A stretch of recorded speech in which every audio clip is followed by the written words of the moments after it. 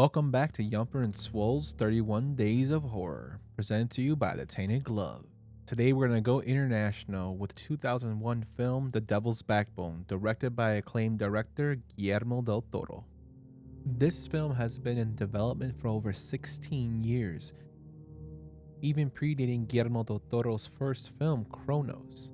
This film is a passion project by Guillermo del Toro, and it actually was strongly inspired by Guillermo's personal memories, especially his relationship with his uncle, who supposedly came back as a ghost. The film takes place in 1940 Spain during the Spanish Revolution. A young boy named Carlos is brought to an orphanage because his father had passed without him knowing due to being involved in the war. The school is ran by anti-Franco believers. Carmen, the owner of the school, and Dr. Cazares, who is actually a old-time friend of Carmen, along with Jacinto, who is the basic farmhand of the school and maintenance man, and his girlfriend Conchita, who actually helps out and cooks for the school.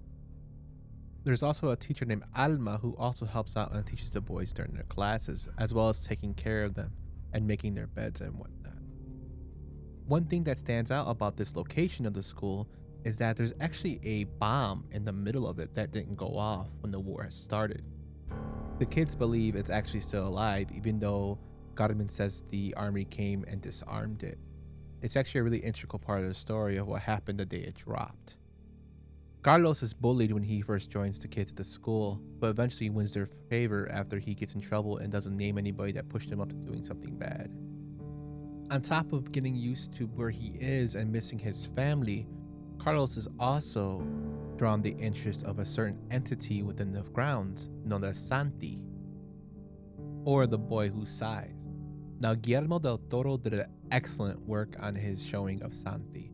I love the way the character looks. It's creepy, the way the blood is drawn from its head of its wound, the way it walks and talks, and yes, I know that rhymed.